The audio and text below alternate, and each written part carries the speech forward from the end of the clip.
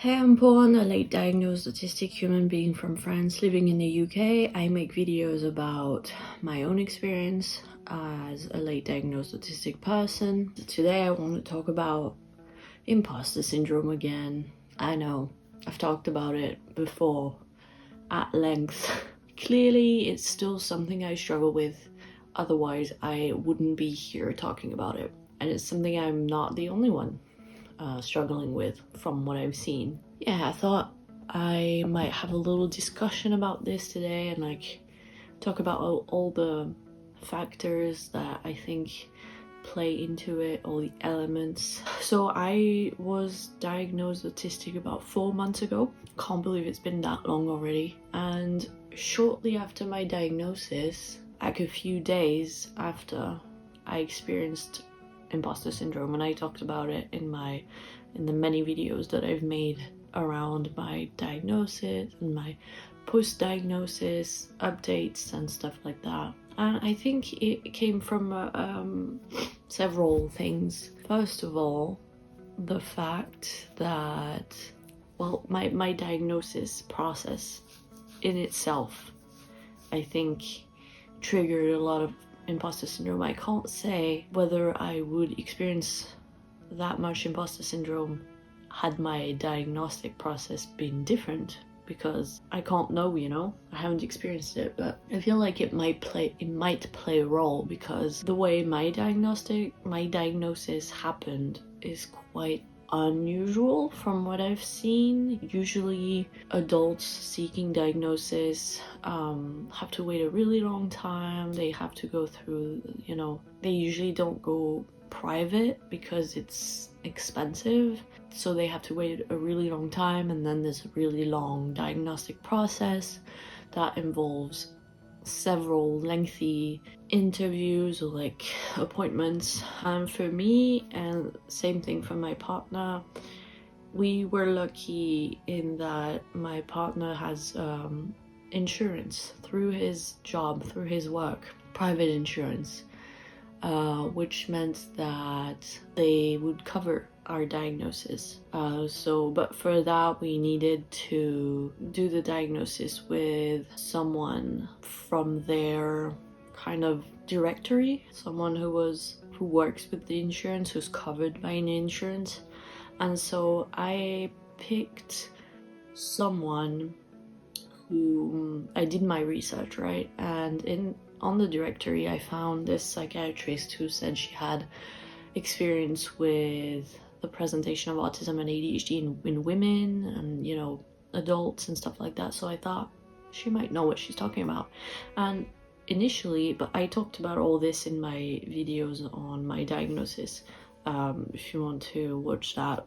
But initially I wasn't going to do the diagnosis with her. I was just going to do the initial appointment, and then my insurance would be like, yeah, we agreed to cover for your diagnosis, and then I could make my appointment for the diagnosis. But I felt comfortable with that psychiatrist and the way she described the next steps, the diagnostic process. I was like, that sounds good to me. Why would I go find some other person if I could just do it with her, And so overall it was a very simple, pretty quick process compared to what I've seen other people go through from start to finish. It took me about 3 months to get my diagnosis. So I had an initial appointment where I had to fill out an initial questionnaire where I already talked about a lot of my struggles, and then I had an initial appointment with her that lasted anywhere between, whoa, I just whistled, anywhere between 30 minutes and an hour, I think, where we discussed my struggles a bit generally. And then by the end of that initial appointment, she was like, yeah, sounds pretty likely to me that you're autistic. We just need to confirm it, And then I had my appointment for the actual assessment, and I had a really long questionnaire to fill out ahead of time. Information about my childhood, information about now, and I had to use an informant, so someone else who knows me Since I did not have anyone who knew me as a child, I used my own memory and of being a child, and like what my family members have told me from my childhood and my health records from early childhood. And then my partner filled out the parts about me now as an adult, because he's known me since I was 18. And so I spent several weeks on that questionnaire, countless hours. I basically wrote an essay on my life struggles. I reread it a few days ago, and so it was because I've always been like that. I tend to go overboard, especially in writing. At school, I was always told that I wrote way too much. I would always exceed the word limit, and so I'm used to being told that it's always too much. I go over the top, so I was a bit nervous. I even apologized in my questionnaire. I was like, sorry for the long read. But she was like very grateful. She was like, thank you so much for, adding so much information. That really helps me. So I sent her the questionnaire, I think the day before my assessment, because I really needed as much time as possible to fill it out. And then I had the assessment, and so she had time to go through my questionnaire, read it and stuff. And she was like, well, I already have a lot of information, and like during the initial appointment she had already told me, this is probably not going to take as long as for other people, because it seems pretty obvious to me from what you're telling me. There's not much ambiguity, so it's probably going to be pretty straightforward. And so during the assessment, she said, like, from our initial conversation and this lengthy questionnaire, I'm pretty, certain about your diagnosis. But she still went through like the questions that they're supposed to ask, mostly about the things that weren't covered in the questionnaire. So like, how would I describe certain emotions, things like that. And like, she went over things that that hadn't been covered as deeply as she would have liked in the questionnaire. And that appointment lasted around an hour and a half max. So it wasn't that long. And by the end, she was like, I'm confident diagnosing you. Again, like in my video on getting my autism assessment, getting my autism diagnosis, I have like snippets, clips from that appointment, my assessment, that you can go watch if you're interested. But by the end of my assessment, I had my diagnosis pretty much, and I could hardly believe it. And then I received my official report a few days later. Again, I talked about it in a video. I was relieved, of course. I wasn't surprised because I already knew I was autistic, but part of me was like, it really fed my imposter syndrome, because I thought, that process was very straightforward. And I was like, but shouldn't it be? Like, do I agree with how complex the diagnostic process is and how emotionally overwhelming it can be? And like, some people have said that they had really bad experiences with their diagnosis, their assessment, either because, of the tests that they give you sometimes, which are geared more towards children, or because it's just very intense. And like, do I think that would have been better? Part of me is grateful that it was that simple, because at the end of the day, all I wanted was a piece of paper confirming what I already knew about myself. So I'm like, what's the problem? But then my imposter syndrome is like, maybe you're not autistic. Maybe if you'd taken the traditional route of like waiting 2 years on the wait list and then having 15 different appointments, I'm exaggerating, 4 different appointments with 4 different people in person, making you draw shapes and walk on your toes or whatever, like maybe then you would have more confidence in your diagnosis because it was more in depth or whatever. But then I'm like, yeah, but why though? It's not like there was any doubt about my diagnosis. It's not that I went into the diagnostic process thinking I might be autistic, but I really don't know. Like, no, it was so obvious to me. Like, I have all the traits. It explains all of my life struggles, you know? So I get angry at myself sometimes, being like, what more do you want? It doesn't matter that the diagnostic process was quick and efficient, and maybe it should be. You know, maybe we don't need to go so in depth when it's obvious. I don't know, but and so that's something that triggers my imposter syndrome often, is like I hear about other people's diagnostic process, and I'm like, oh, mine was really quick and easy in comparison, and how like my report wasn't written in, again, I talked about it in my video, but like my report wasn't very well written. So then I'm like, is she even very good at her job? But then during the assessment, when I was talking with her face to face, she seemed very knowledgeable. She never she never said anything about autism that made me think, oh, she's biased or she has stereotypes. She never made comments or anything like that. And at the end, she was like, we don't give levels of autism.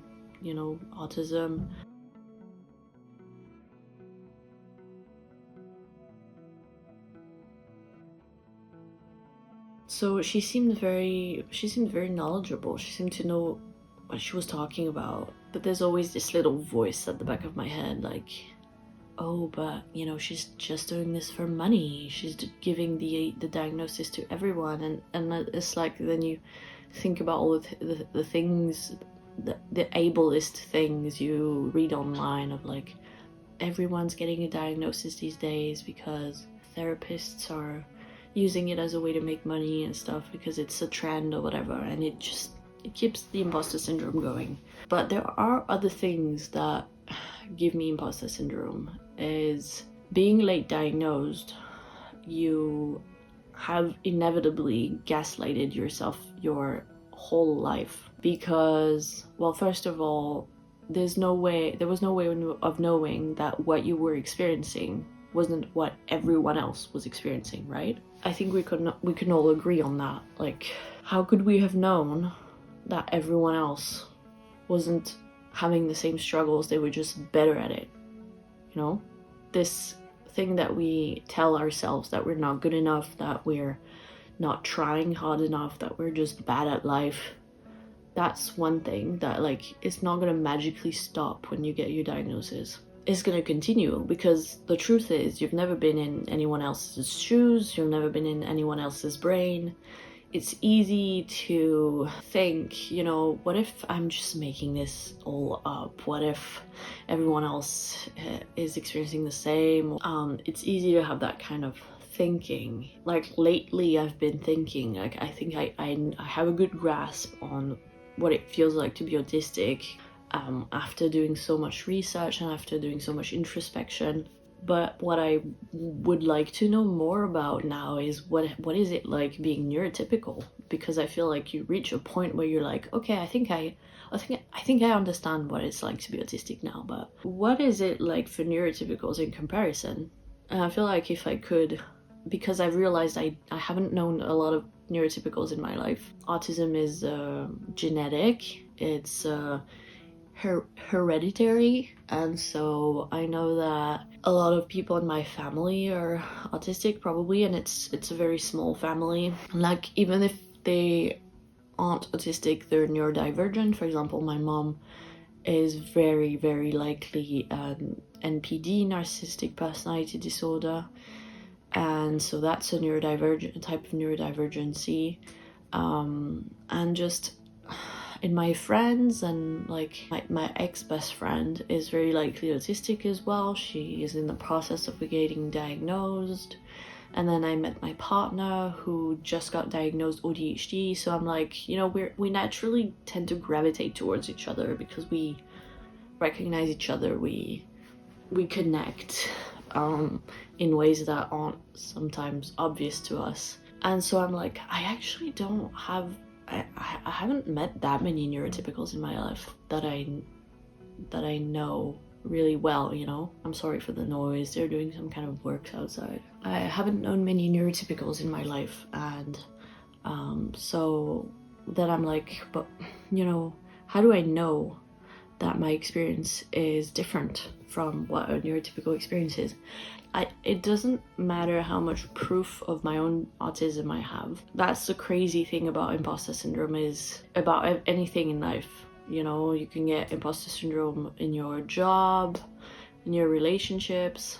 No matter how much proof you get of your skills, of what you're capable of achieving, of how much people love you, or of how autistic you are, you still have that little voice at the back of your head. At least me, that's how it works. At times, the imposter syndrome tends to calm down a bit when there's like it's my autism is so obvious that there's no arguing about it. But then as soon as I have the smallest slither of doubt creeping in, I'm like, oh, here we go, it triggered the imposter syndrome again. Like, I'm very obviously autistic, and it's not like, you know, sometimes the imposter syndrome can be triggered by the people around you, you know, invalidating you or anything like that. I haven't experienced anything like that ever since I came out as autistic to, you know, my family, which is, you know, my partner and his parents, because I'm not in touch with my biological family anymore, so I didn't tell them, but I also told like my friends and things like that, or even like health professionals. No one's told me, oh, you don't look autistic, or no, I don't think you're autistic, or no, on the contrary. The reaction I've had, when there was a reaction at all, most of the time there wasn't any reaction, either because people found out through on my social media accounts, and like we didn't really talk about it. But when there was a reaction, it was more of like, yeah, that makes sense. Even from people I don't know that much. Like, I was so shocked when my mother-in-law told me that my partner's stepdad has 2 daughters who are in their 30s. And there's one I've never seen, and the other one I've seen a couple times. My mother-in-law, you know, it came up in a conversation. She was like, my daughter-in-law just got diagnosed autistic, and that person that I barely know was like, yeah, that makes sense. I thought about it when I saw her. First of all, I didn't know you knew anything about autism. It just happens that she knows stuff about autism, and like she seems to have a pretty good idea of what it is, not just, you know, stereotypical cliches that most people have. And second of all, my autism was that obvious that she like noticed it as soon as she saw me. Like, we know the thing of neurotypicals, you know, as soon as they saw you, they know there's something off with you. But like, knowing specifically that it's autism, I was so surprised, because it's not someone who's known me my whole life, you know. So most of the reactions I've heard from people were like, yeah, that makes sense, that would make a lot of sense for you. So I haven't been invalidated since getting my diagnosis, so that doesn't play a role in my imposter syndrome. However, I've been invalidated in my life in general and gaslighted so much, mainly by my parents. I made a video on childhood trauma, but my mother is very narcissistic, my dad is undiagnosed autistic and has a lot of narcissistic traits as well. This is actually something I want to talk about maybe in my next video. Basically, I come from a very dysfunctional, unhealthy, toxic family environment where my needs were never heard. I had to take up as little room as possible, and I was abused physically and emotionally, you know, psychologically, verbally, things like that. And I had to go deal with my own emotions on my own, you know. And so, and I was gaslighted a lot, which I only realized these past few years. That means that it has, like, my brain has kind of like got used to the idea that a lot of the time what I think is real, what I think is true, actually isn't. I spent a lot of my childhood, the first 20 years of my life, thinking that my parents were telling the truth. And it turns out a lot of the things they said were lies. They would lie about their financial situation. They would make me say to people that we were poor, that we didn't have a lot of money, and I genuinely believed it, and I felt so guilty for asking for anything because I didn't want to put my parents in a bad financial situation. Turns out my dad is just a selfish prick who only uses money for his own special interests, is very selfish. And my mom, same thing. She's like, I don't need to get into the details, but basically it was all a lie. They were quite comfortable, quite well off financially. They just didn't want people to know, so they used me, to spread this idea that we were poor. And like at school, I wouldn't be entitled to any, basically in France, the families can apply to get like financial help to cover for, certain expenses at school. I was never, like, there were different tiers, and I was always on level 0, which means that my parents made so much money, my mom made so much money that we weren't entitled to any compensation, any financial help. My mom was a secondary school teacher, and like my dad was on the minimum wage or whatever. So we weren't like super rich, that's not what I'm saying. But like my parents weren't doctors or, didn't work for the government or lawyers or anything like that, but we were still comfortable, and like we weren't entitled to any financial help. Everyone would be like, at school would be like, oh, you're so rich, and I would be so naive because I would believe my parents and be like, no, actually, we're very poor. I don't know how I ended up justifying it. Like, how could we be poor and not get... I don't know, my mom is so manipulative that she can convince you of anything, and it's very dangerous. And that's how she's turned a lot of people against me in my family and, close circles and stuff. So I've been lied to a lot in my life, and I think being autistic made me more vulnerable to that kind of thing, and also I was just a kid. So I was very gullible, and I only realized very late, like in my early 20s, that my parents had lied to me a lot. And so I often compare it to realizing that you've been in a cult and like leaving a cult and like realizing that all the things you thought were true were actually false, and you lived in this kind of distorted view of reality and you're not sure what's real or not anymore. I went through that at some point, like after realizing that my parents were basically monsters who didn't care about my own happiness, only cared about themselves. That destroyed the view of my parents, of my childhood that I had in my mind. And there was a lot of grief and a lot of anger.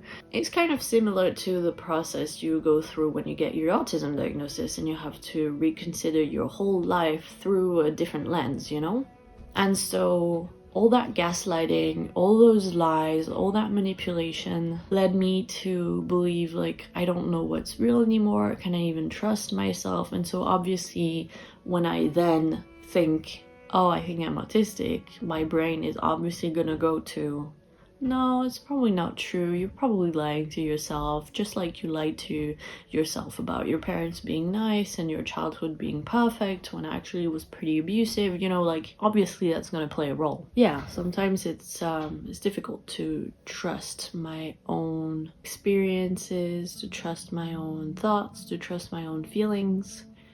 When it comes to autism, it's very easy for me to think, oh, it's all in my head, just making it up. I've been looking into complex PTSD in autism, like the PTSD you get from negative social experiences, for example, because I think I might have that because my social anxiety is just so intense that I think there must be something more.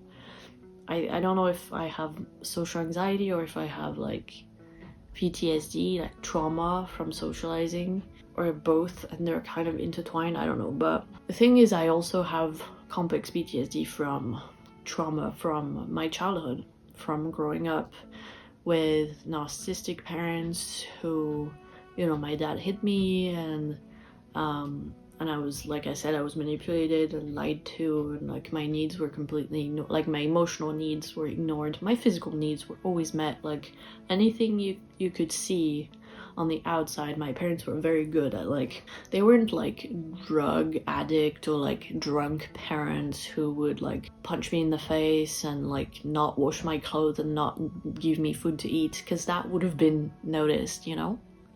No, it was very much like I always looked nice, I was always well fed, I always got lots of Christmas presents. But then on the emotional side of things, it was just like nothing. So I developed a lot of trauma from that.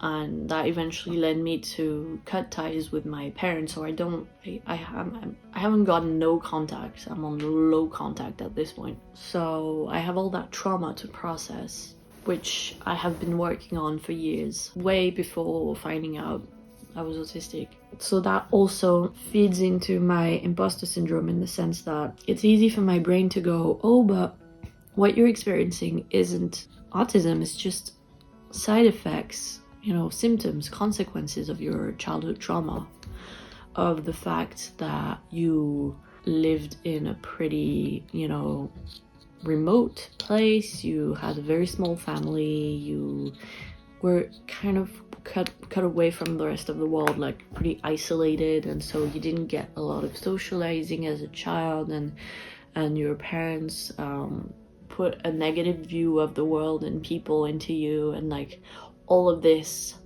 makes it seem like you're autistic, but you're not. I also have like that thing going on in my head, which makes it difficult, where I'm like, could I just be like basically all the things I told myself before I discovered I'm autistic, which were, you know, I'm so dysfunctional, I'm so socially anxious, I'm so this and that, because I was raised by two narcissists as a mix of the golden child and the scapegoat and I don't know what the third one is, depending on how my parents felt on that day. I could be like the most precious thing in the world, and then go from that to making me feel like it would be better for me to be invisible, and like never knowing where I stood in the eyes of my parents. And so it's easy for me to think that's what your problem comes from, you know, it's not that you're autistic. But then of course that doesn't make any sense, because even if it was, like, it could have some credibility, it could be possible, but also like it doesn't explain some of my autistic traits, you know. And also it doesn't explain why my dad also has like all the autistic traits, you know. So there are ways to reason with my imposter syndrome, but even if I reason with it on the intellectual level, and by the way, it's exhausting feeling like you constantly have to prove things to yourself. I constantly feel like I'm on trial, having to prove my autism to myself, and like having to, because also like my black and white thinking, I think, plays a role into it, where because I watch a lot of videos from other autistic people, I read books about it, it's become one of my special interests. So I hear from a lot of other autistic people and their experiences and stuff, and sometimes I'm like, oh, that's exactly me, like that's exactly how I feel. And then some of the times I'm like, they'll give like an example of a sensory sensitivity that they have, and if I don't have this exact thing, if I don't experience this exact thing, my brain will go, oh, see, you're not autistic, it's all in your head. And then I have to go through the whole process of telling myself, no, it's a spectrum, you know, the traits can present differently in different people, especially when it comes to sensory sensitivities. But my brain, it doesn't matter to my brain that I have 500 different sensory sensitivities, because I don't have this one thing that this person has. Like, it's so easy for my imposter syndrome to get triggered. Like, I might walk into a supermarket and yeah, the neon lights will bother me, especially at first. I'll be like a bit blinded, you know, but I'll get used to it, especially if I'm, you know, on a good day, or, you know, I have energy and stuff. It's not gonna bother me too much. And then my imposter syndrome is like, see, you're not autistic, because if you were, you would have to wear sunglasses right now. You wouldn't be able to stand the neon lights, you know, and things like that. And it's like this little voice constantly in my head. Okay, obviously it's not like I'm hearing voices, you know what I mean? It's like that negative self-talk, those doubts, that self-doubt that comes from, I think, mainly from the way I've been conditioned, the way I've been, you know, growing up in that toxic family, and also not having a lot of self-confidence, self-esteem, growing up in a toxic family as a non-diagnosed autistic child, feeling always, you know, feeling constantly very different, feeling weird, not knowing why. And you tend to internalize a lot of self-deprecating stuff. You end up internalizing that you must be a bad person, that you're broken in some way, especially when your own parents encourage that narrative. Like, my whole life I've heard from my own family how weird and broken I am. From when, you know, I used to pretend that I was an animal a lot when I was younger, and, you know, I would hear my grandparents say to my parents how weird I was and how it was not normal for me to behave that way, or from the fact that I struggled smiling in photos because I struggle with facial expressions, and how my mom would make me feel bad about that, or she would make me feel bad about my handwriting, or you know, I was always either too shy or too annoying for the guests, or I talked too much about my special interests, or it was basically, you know, I was never doing it right. Then, you know, constantly hearing that I wasn't a trustworthy person, that I was selfish, that I didn't have a heart. Those are all things that I heard growing up that my own parents told me, which I now know were projections of their own insecurities. But my parents would legit tell me, you're selfish, you don't have a heart, and like, you're a liar, you're not trustworthy. Those were just aimed at making me feel bad about myself so they could control me better, I guess. I don't know. And then even as an adult, the last time I went to my parents' house, which was almost 2 years ago now, thank God, touching wood, I'm not gonna see them anytime soon, but last time I went to my parents' house, so at the age of 25, my dad legit said in front of me, my partner, and my mother, that because of my mother, my brain had been turned to mush, and basically, you know, I deserved all the abuse I got as a child. I deserved the hitting and all that. So when you hear that all your life, it's very easy to then start thinking that you're a shit person, you know what I mean? Especially when then at school you're being ostracized as well and told that you're weird, you struggle to make friends, and you can tell that you're very different from the other kids, you know? And you're being ostracized by your teachers as well, and bullied by your classmates and your teachers, because yes, I was bullied by my teachers as well. It's very difficult to build a strong sense of self, you know, self-confidence when you grow up in that kind of environment. And it's very easy to then think, especially if you have struggles as an undiagnosed autistic person, it's very easy for your brain to go, oh, but no, that makes sense because you're a shit person, remember? You're just bad at life, you know? All those things really play a role in my imposter syndrome and how prevalent it is in my life. And it sucks.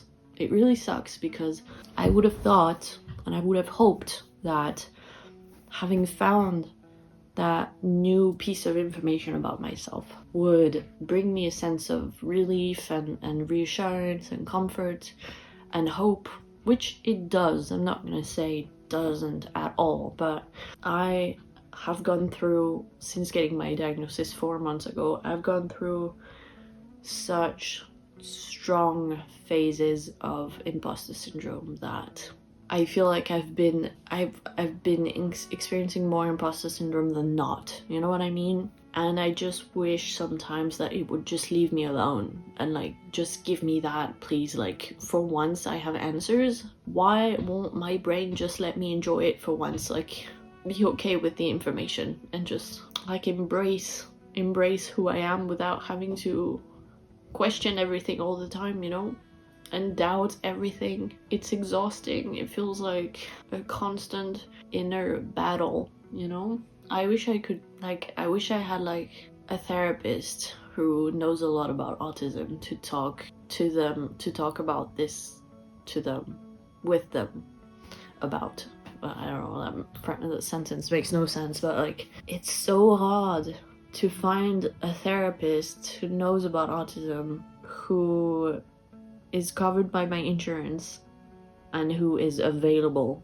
I've contacted so many, I don't know, maybe 10 to 15, and they either never got back to me or got back to me saying they were overbooked or they weren't covered by my insurance. It's really difficult, and I don't want to go to just any therapist because that's what I've been doing for the past 8 years of my life. 9 years now. I've been going to therapist after therapist after therapist. None of them knew anything about autism, to the point where I was like describing my autistic traits to them and they saw nothing. They just told me bullshit, you know? They just said, oh, you have social anxiety, oh, you have trauma, oh, you... Some even said like a woman, a female therapist actually told me, do you think it might be hormonal? You know that stereotype of like, you're on your period and so that's why you're cranky, you know? Like, I've heard so much shit that I actually wrote a whole document with all the bullshit I've heard from health professionals over the years, and most of them were freaking therapists and psychologists and stuff. So I don't want to go to any damn psychologist. I've done that enough. I want to go to one who knows about autism, but it's so hard to find, and it makes me so angry that we are being given absolutely no support. Like, again, nothing new here, but we're given absolutely no support post-diagnosis. Yeah, we're given a piece of paper with recommendations and websites and stuff. Like, what good does that do? And like, no, like, there isn't a single insurance policy that covers post-autism diagnosis support therapy. Why? Like, it's a legit thing that people struggle with. Why is it like, we know that autistic people struggle with their mental health a lot. Why isn't post-autism diagnosis support covered? That I have to like lie about it to my insurance and say, no, it's just for my mental health. It's not because I was just diagnosed autistic. Like, why do we have to lie about that stuff? It makes me so angry.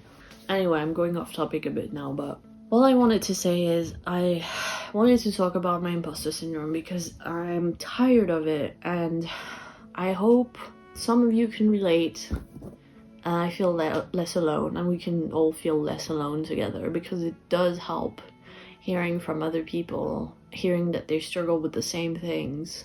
My hope is that it will get better with time. I really hope so, because at this point I'm like so tired of this imposter syndrome, and I'm already in burnout, so it's just one more layer of stuff to have to deal with mentally. I just want to be like, you are clearly autistic, diagnosed or not. What more do you need? What more proof do you need? Like, I don't know, it's annoying.